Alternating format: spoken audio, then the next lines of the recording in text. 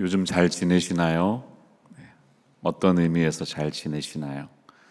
벌써 2025년이 하반기에 이르게 되었습니다. 이제 4, 4분기가 지나면 올해도 끝이 납니다. 올해 있었던 일들을 한번 떠올려 보십시오.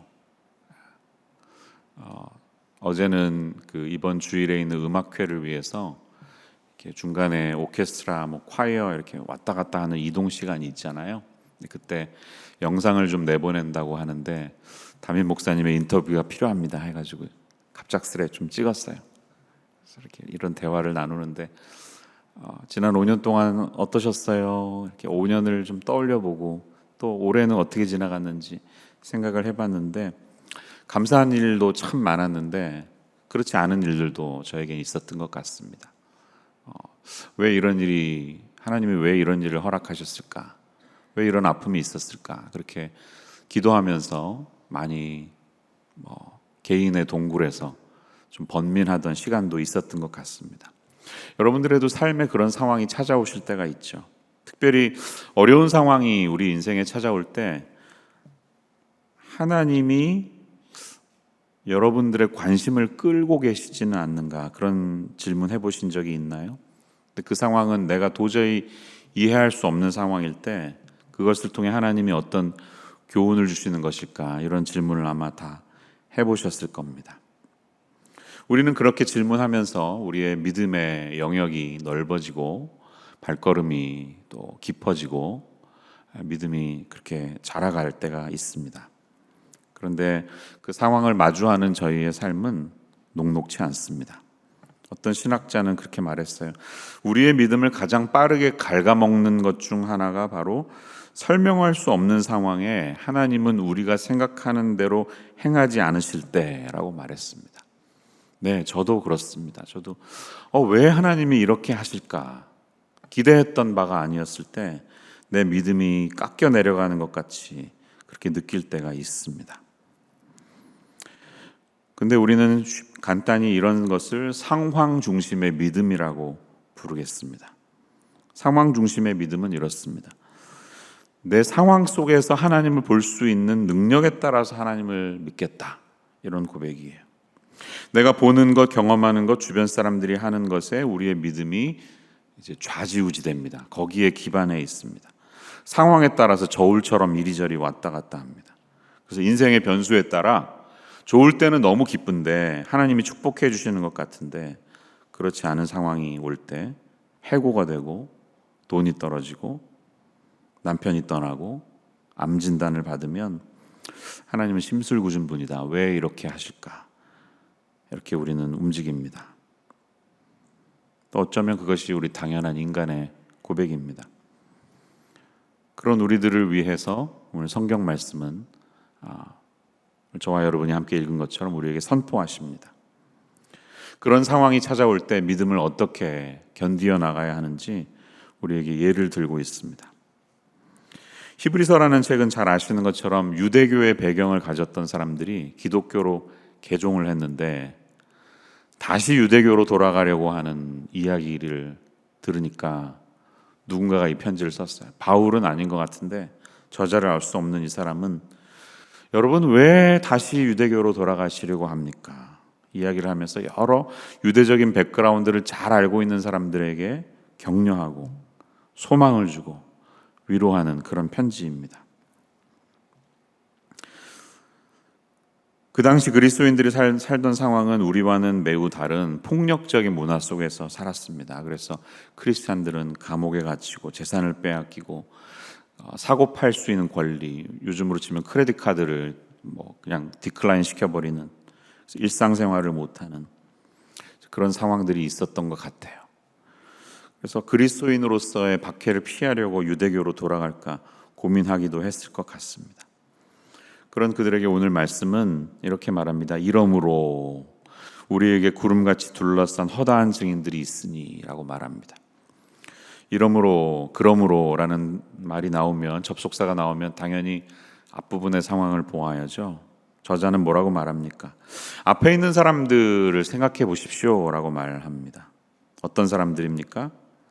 우리가 잘 아는 것처럼 히브리서 11장은 믿음의 전당에 들어갔던 우리의 수많은 선배들의 삶을 말하고 있습니다.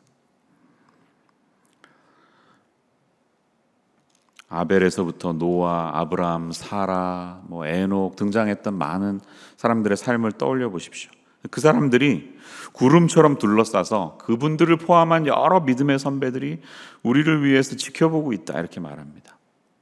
이것은 달리기의 그림입니다. 이 고대에도 원형 경기장이 있었는데요, 원형 경기장에 수많은 군중들이 둘러싸서 최종적으로 마지막으로 골이 나는 그 달리기 주자를 향해 박수를 치는, 우리도 마라톤에서 늘 보는 것처럼 똑같은 상황이 벌어졌다는데, 그 군중의 자리에 수많은 증인들이 거기에서 서서 우리의 달리기를 지켜보고 있다는 것이에요. 구름같이 둘러싼 이 많은 군중들이 여러분의 경주를 지켜보고 있습니다, 이렇게 격려하고 있습니다. 네, 성경은 우리의 신앙생활을 달리기라고 종종 비유했죠. 오늘 1절도 그 신앙생활이 경주라고 이야기했어요. 바울도 여러 번 자신의 믿음이 이 오래 달리는 경주인 것을 말한 적이 있습니다. 고린도전서 9장에 보면 운동장에서 다름질하는 자들이 다 달릴지라도 오직 상을 받는 사람은 한 사람인 줄을 너희가 알지 못하느냐. 너희도 상을 받도록 이와 같이 다름질하라, 잘 달려가라고 말씀하고 있습니다. 그것은 그 당시 최고 인기 있는 종목이 바로 달리기였기 때문이에요. 누구나 이해할 수 있는 스토리, 비유이기 때문이에요. 그의 죽음을 앞두고 그는 나는 선한 싸움을 싸우고 달려갈 길을 마치고 믿음을 지켰다, 이렇게 표현한 적이 있죠. 디모데후서 4장 7절이죠. I have finished the race. 내 믿음의 길이 이제 끝이 났다. 자기의 걸어온 길을 달리기로 표현한 적이 있습니다. 본문에서 1절도 그것이 달리기라고 말합니다. 여러분, 우리를 지켜보는 믿음의 선배들이 계시고, 무엇보다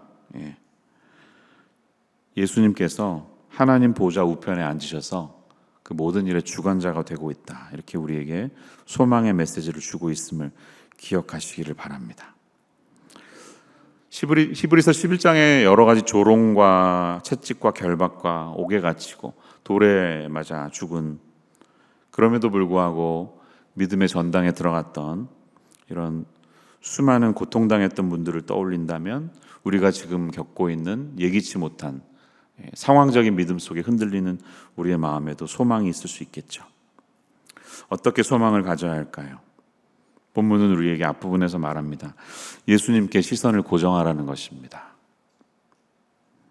2절 말씀 다시 한번 보세요. 믿음의 주요 또 온전하게 하시는 이인 예수를 바라보자, 이렇게 되어 있습니다. 그런데 이 단어는요, 단순히 그냥 ESV 성경도 조금 제가 불만인데요, looking to Jesus 이렇게 되어 있습니다. 그냥 이렇게 보는 게 아니에요. 이 헬라어를 찾아보면 에이스라고 하는 전치사가 쓰였는데요, 이 전치사는 정확하게 영어를 갖다 쓰면 into라는 단어입니다. 예수님을 보는데 그냥 보는 게 아니라 마치 종이장이 뚫어지는 것처럼 그분에게만 시선을 고정시킬 때 그 시선으로 인해서 종이장이 뚫릴 것처럼, 마치 시선으로 그냥 종이장이 들어갈 것처럼 그렇게 바라보라는 것입니다. 몇 주 전에도 제가 설교한 적이 있는데요, 내 안에 계신 그리스도께서 사신 것이 내가 예수님께 그냥 내 모든 존재를 다 드려서 그 안에 푹 들어가듯이 그렇게 주님을 쳐다보라는 것입니다. 이 말에 소망이 느껴지시나요? 왜 우리가 그렇게 할 수 있을까요? 왜 주님을 그렇게 바라보아야 할까요? 본문은 우리에게 그분이 믿음의 주요 온전하게 하시는 이라고 말하고 있습니다. 영어가 훨씬 더 쉽게 다가오는데요, The founder and perfecter of our faith라고 말합니다. 할렐루야. 파운더가 무슨 뜻이에요? 내가 믿은 게 아닙니다. 내가 믿은 것 같죠. 물론 믿음으로 반응해서. 그런데 뒤를 돌아보면, 인생을 살아갔던 많은 날들을 돌아보면 이 믿음을 주시고 시작하시고 창시하신 분이 바로 예수 그리스도시라는 것입니다. 시작하신 그분께서 우리를 이끌어 가시고 온전케 하시는 퍼펙터, 완전케 하시는 그분이 하늘 보좌에서 우리를 지켜보고 계신다. 소망 가운데 본문은 우리에게 위로함을 주고 있습니다. 사랑하는 여러분, 이 말씀이 상황에 갇혀서 오늘도 여러 가지 질문으로 주 앞에 나아가는 여러분들에게 그렇지, 온전케 하시는 이인 예수님이 날 지켜보고 계시지, 이 말씀으로 소망을 다시 얻으시는 믿음의 백성들 되시기를 축원합니다. 달리기 할 때, 경주할 때 목표점이 분명한 게 참 중요한 것 같아요. 우리의 신앙생활의 목적은 어디 있습니까? 왜 이렇게 3일마다 모여서 수요 예배를 드리나요? 해가 갈수록 삶은 바빠지고 트래픽도 많아지고 10년, 20년 계속해서 수요 예배 모여야 하나요? 다른 교회는 주일만 모이던데, 미국 교회는 새벽 기도도 없던데, 이런 질문이 언제든지 나올 수 있겠죠? 한국 교회에도, 이민 교회에는. 그럴 때 우리는 내가 왜 신앙생활을 하는지, 왜 예배의 자리에 나오는지 한번 스스로에게 질문할 수 있어야 합니다. 지쳐 계시죠? 피곤한 손과 연약한 무릎이 우리 안에 있죠. 이 믿음을 처음 나에게 주신 분이 누구이신지를 물어보십시오. 그리고 처음 그분이 너무 좋아서 빵 하고 뛰쳐나갈 때, 그리고 내가 걸음마 하는 모습을 보면서 엄마가 너무 기뻐했듯이, 우리 아기 키울 때 그런 경험이 있잖아요. 나의 믿음을 기뻐하시면서 아이고 그만큼 걸었네, 아이고 오늘 걸었네, 걸음마 했네. 그래서 안아주시던 그분이 있었기에 내가 걷다가 뛰고 오늘 이렇게 성숙한 신앙인의 자리까지 갈 수 있는 것이 바로 그분으로 인함을 기억하시기를 바랍니다. 우리의 출발이 그러했다면 지금 굉장히 지쳐서 내 손이 연약해, 저도 여기 좀 텐더나이즈가 생겼는지 이런 거 들 때 막 찌릿찌릿해요. 왜 그런지 모르겠어요. 어떻게 고쳐야 될지 모르겠어요. 무거운 거 들지 말라는데 그럴 수 있나요? 우리의 육신은 날로 소약해집니다. 그러나 피곤한 손과 연약한 무릎을 일으켜 세우시는 우리의 믿음의 주, Founder and Perfecter이신 예수님이 계심을 기억하시기를 축원합니다. 그러므로 다시 우리의 시선을 그분께로 고정하십시오. 내 신앙생활의 목표가 어디를 향하고 있는지 다시 한번 스스로에게 물어보시기를 바랍니다. 그것은 남들의 인정이나 사람들의 명예나 사람들이 주는 칭찬들, 그로 말미암아 생기는 어떤 지위, 권세, 이런 게 아닙니다. 우리 신앙의 목표는 예수 그리스도 한 분이 되어야 할 줄로 믿습니다. 달리기 이야기를 하는 빌립보서 3장 이야기를 아마 기억하실 거예요. 이 본문을 한번 같이 볼게요. 이 말씀 잘 보이시나요? 12절에서 14절까지 한번 읽어보겠습니다. 시작. 내가 이미 얻었다 함도 아니요 온전히 이루었다 함도 아니라 오직 내가 그리스도 예수께 잡힌 바 된 그것을 잡으려고 달려가노라.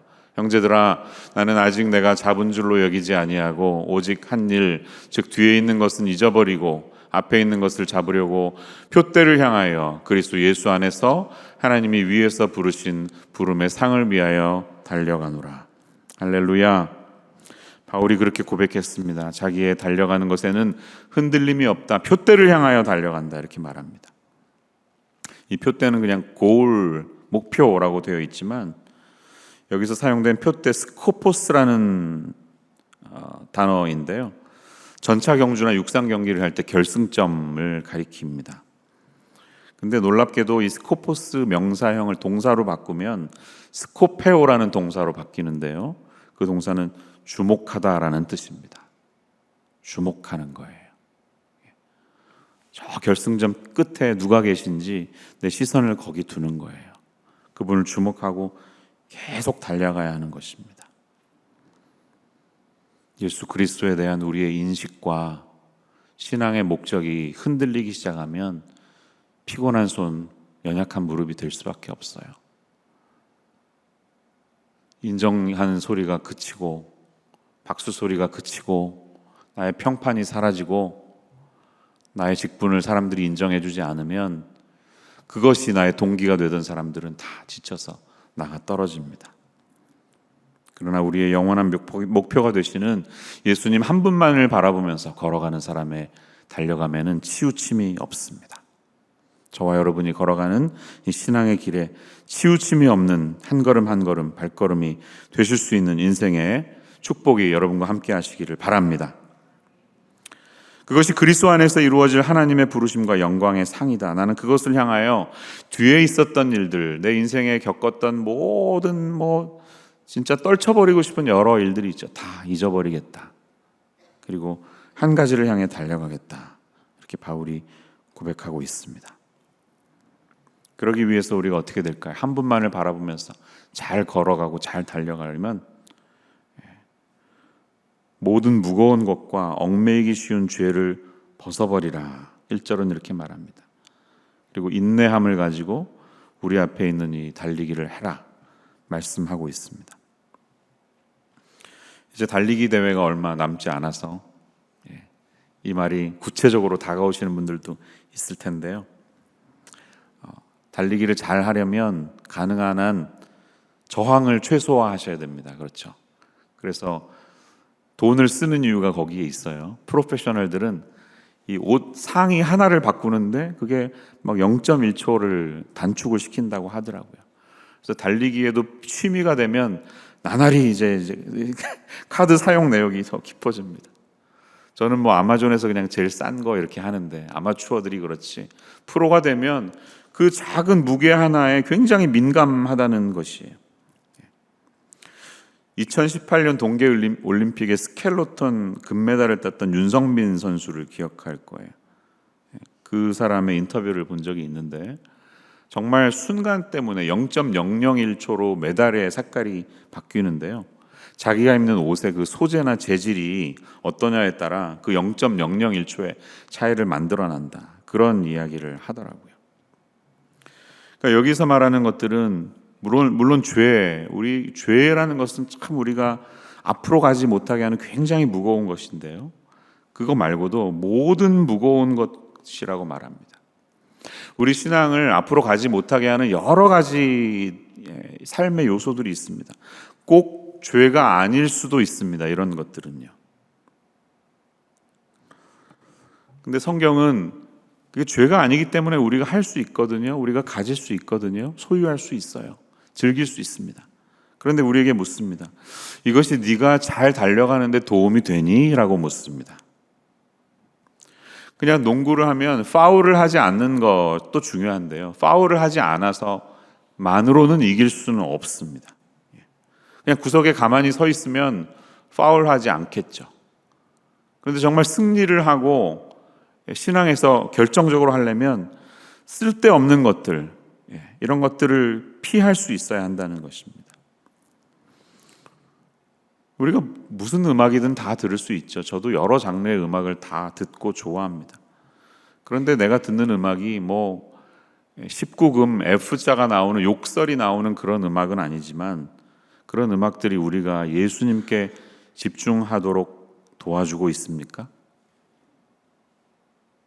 지금 내가 교제하는 사람이 나를 성적으로 타락시키게 이끌지는 않지만 그 교제권에 있는 사람이 내가 그리스도 예수님을 닮아갈 수 있도록 돕는 사람입니까?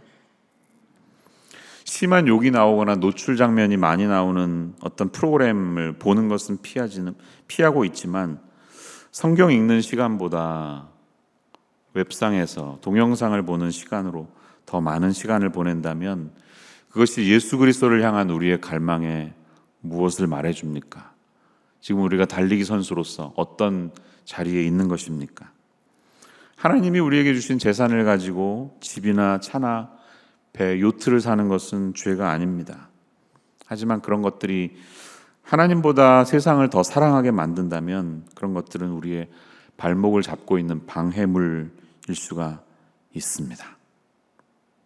여러분들이 지금 가지고 있는 것이 꼭 나쁜 것은 아니라 할지라도 최선은 아닐 수 있습니다. 운동선수들이 그 소재가 다른 옷 하나를 더 사기 위해서 여러 가지 투자를 하면서 그렇게 훈련을 한다면 믿음의 주여 우리를 온전케 하시는 예수님을 바라보는, 그래서 믿음의 달리기를 하는 저와 여러분들은 모든 무거운 것, 또 우리를 얽매고 있는 것들을 기꺼이 내려놓을 수 있어야 할 줄로 믿습니다. 그것이 우리 신앙인으로서의 결정적인 차이를 가져다 주기 때문이에요. 또 하나는 인내가 필요할 때 우리를 위하여 그분이 당하신 인내와 그분의 고난을 묵상하시기를 바랍니다. 3절은 말합니다. 너희가 피곤하여 낙심하지 않기 위하여 죄인들이 이같이 자기에게 거역한 일을 참으신 일을 생각하라. 십자가 이상으로 인간에게 가장 비참하고 모욕적이고 고통스러운 그런 고난의 형벌이 또 있었을까요? 그런데 하나님의 아들이 하늘의 영광을 포기하시고 그 자리에 가셨다면 우리가 일상생활에서 당하는 연약한 별것 아닌 모욕감도 우리는 밤잠을 못 이루면서 몇 날 며칠을 그렇게 분을 컨트롤하지 못하는데 그것 이상의 모든 인간의 죄의 무게와 그들의 모욕과 그들의 모든 헛된 죄를 다 뒤집어 쓰신 연약한 그분의 어깨에 다 뒤집어 쓰신 그분이 그것을 참으셨다면 그래서 지금 보좌 우편에 앉으셔서 우리의 신앙의 목표점이 되신 그분이 계시다면 우리는 그분을 기꺼이 생각하며 이 길을 걸어가야 할 줄로 믿습니다. 예수를 생각하라는 것은 우리의 마음을 거기에 두라는 것입니다. 이것이 우리가 시선을 고정하는 의미입니다. 로마서 8장 6절은 우리에게 말합니다. 육신의 생각은 사망이요 영의 생각은 생명과 평안이라. 육신의 생각을 하지 마십시오. 순간순간의 선택이 생명과 평안을 가져다주는 영의 생각을 하시기를 바랍니다. 골로새서 3장 2절은 말합니다. 위의 것을 생각하고 땅의 것을 생각하지 말라. 어떻게 땅의 것을 생각하지 않을 수가 있습니까? 일주일 내내 우리는 직장에서 이 땅을 밟으면서 살아가는데요.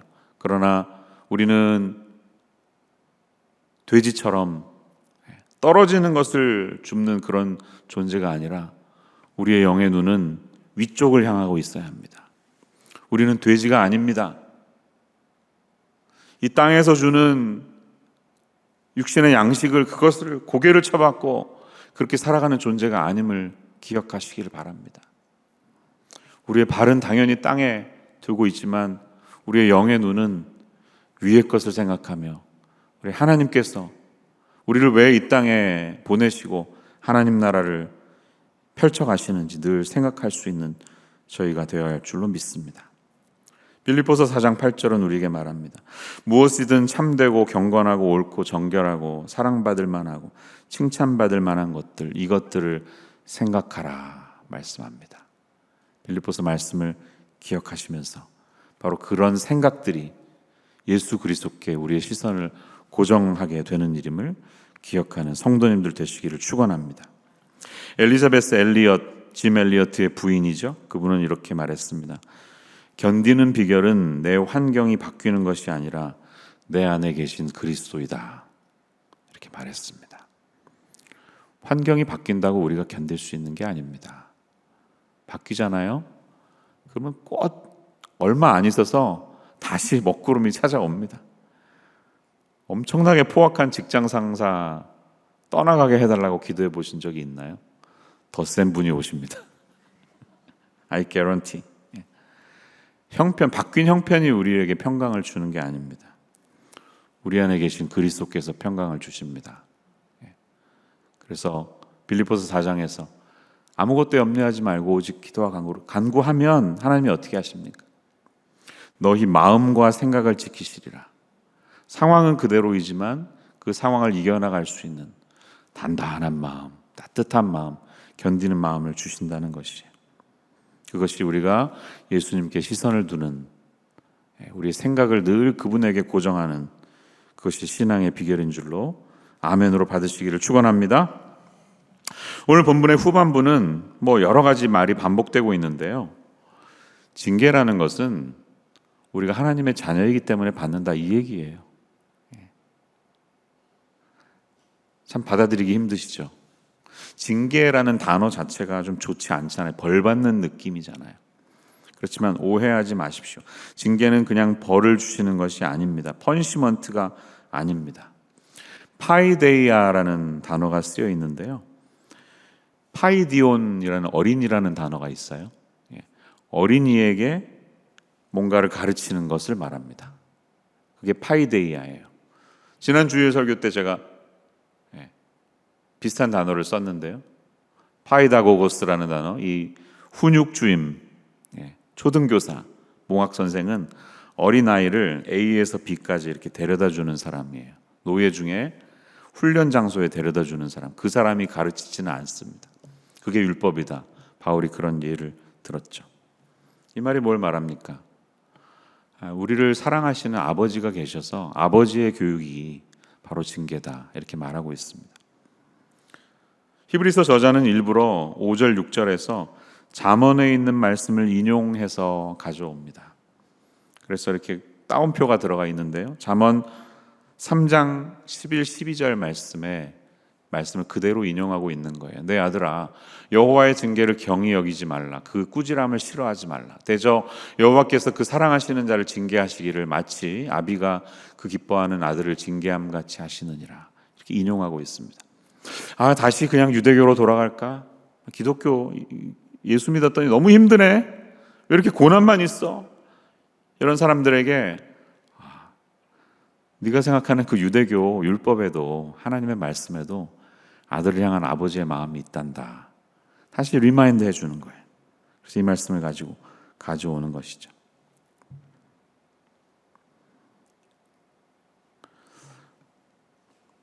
막상 이 징계, 훈육을 당하고 있는 사람의 입장에서는 그 시간이 이해되지 않을 때가 있습니다. 그러나 이때 우리는 나의 사랑하시는 아버지가, 하늘 아버지가 누구보다도 나의 형편을 잘 아시는 분이 가장 섬세하고 세심하게 나를 다루고 계셔. 이렇게 확고하게 그분을 신뢰하고 있는 마음이 중요하다는 것입니다. 저자는 말합니다. 9절 보니까요, 육신의 아버지가 우리를 징계해도 공경하였거든. 아니, 이 땅의 아버지가 우리를 막 혼내셔도 우리가 공경하는데 우리 영의 아버지인 하늘 아버지께서 하신다면 더욱 복종하는 게 아니겠냐. 10절을 보니까 그들은 잠시 자기의 뜻대로 우리를 징계하였거니와. 네, 이 말은 맞습니다. 저도 아버지로서 아이들 키울 때 제 감정으로 애들 혼낸 적 많습니다. 제가 기분이 안 좋아서 막 그렇게 안 해도 되는데 막 감정 따라서 막 제 감정 성질 부리고요. 때린 적은 없지만 막 이렇게 언어로 아이들 힘들게 했던 적이 있습니다. 부족해요. 그게 육신의 아버지의 모습이. 근데 그들은 그렇게 하지만, 자기 뜻대로 우리를 징계하지만 하나님은 그렇지 않습니다. 하나님은 우리의 유익을 위하여 그의 거룩하심에 참여하게 하시느니라. 오늘 본문은 우리에게 가르치고 있습니다. 아멘이시죠? 그분이 우리를 이렇게 하시는 것은 우리의 유익을 위함인 줄 기억하시기를 축원합니다. 다 칼을 가지고 있는 두 사람이 있어요. 한 사람은 칼을 들고 있고 한 사람도 칼을 들고 있는데, 이 사람의 목적은 해치려고 하는 것이지만 다른 한 사람은 외과 의사이기 때문에 우리를 살리기 위해서 하는 것일 수 있습니다. 칼을 쓸 때 둘 다 아플 수 있습니다. 그렇지만 분명한 것은 한쪽은 당연히 사랑과 긍휼에서 나오는 것입니다. 하나님이 우리의 어떤 부분을 베이실 때는 생명을 살려야 하는 외과 의사의 마음으로, 이렇게 하지 않으면, 지금 수술받지 않으면 이 사람이 금방 멸망하기 때문에, 죽을 수밖에 없기 때문에 아픔이 있다는 것을 전제하고라도 칼을 대시는 거예요.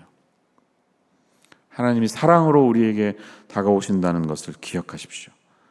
그 고통의 순간에 사탄은 욥기에서 그랬던 것처럼 네가 고난받는 건 하나님이 널 사랑하지 않기 때문이야, 네가 버림받았기 때문이야 라고 우리를 끝까지 속이려고 할 것입니다. 그러나 하나님의 말씀은 정반대입니다. 고난과 시련이 찾아올 때, 옥에 갇혔을 때, 톱으로 썰림을 당할 때, 히브리서 11장에 나오는 그 수많은 신앙의 선배들이 어떻게 그것을 견딜 수 있었을까요? 참 이해할 수가 없습니다. 저도 놀라웠습니다. 그러나 그들은 분명히 아버지의 뜻 안에 이 고난의 길도 기꺼이 가게 하시는 것이 나의 유익을 위함이다, 그분을 신뢰하는 신뢰가 있었기 때문이다, 이렇게 믿습니다. 그러므로 우리는 그 신앙의 선배들처럼 이 고난의 과정을 통해 연단받고 있습니다. 11절 말씀, 무릇 징계가 당시에는 즐거워 보이지 않고 슬퍼 보이나 후에 그로 말미암아 연단받은 자들은 의와 평강의 열매를 맺느니라, 이렇게 말하고 있습니다. 이 연단하다라는 동사가 짐나조의 짐나조, 짐나의 짐나기움, 짐네이지엄이 여기에서 나왔습니다. 체육관, 훈련받는 거예요. 하나님은 우리의 코치로서, 트레이너로서 우리를 다루시고 계십니다. 달리기 몇 달 해보니까요, 뭐 계속 아파요. 예. 근데 이제 심하게 아픈 경우, 뭐 리가멘트에 문제가 있다든지 이러면 이제 그건 쉬어야 되는데, 자잘한 아픔이 있을 때 이제 코치가 그러더라고요. 그냥 뛰세요. 예. 하루 이틀 쉬시고 뛰세요. 왜? 자기도 다 겪어봤어요. 그리고 다 찾아오는 고통이 필요해요. 그리고 그 참고 자라다 보면 이제 서서히 그쪽의 아픔은 사라지는데 다른 쪽이 또 아프기 시작합니다. 언제까지 계속 그럴지 모르겠지만 언젠가 모든 우리의 몸이 핏해지면 그때는 이제 고통이 사라지겠죠. 그래서 30분, 1시간, 1시간 반을 달려도 아픔이 찾아오지 않는 그런 몸이 오겠죠. 그게 바로 훈련입니다. 그게 바로 연단입니다. 하나님이 우리의 트레이너로서 우리를 그렇게 이끌어 가신다는 것이에요. 이게 말씀의 끝입니다.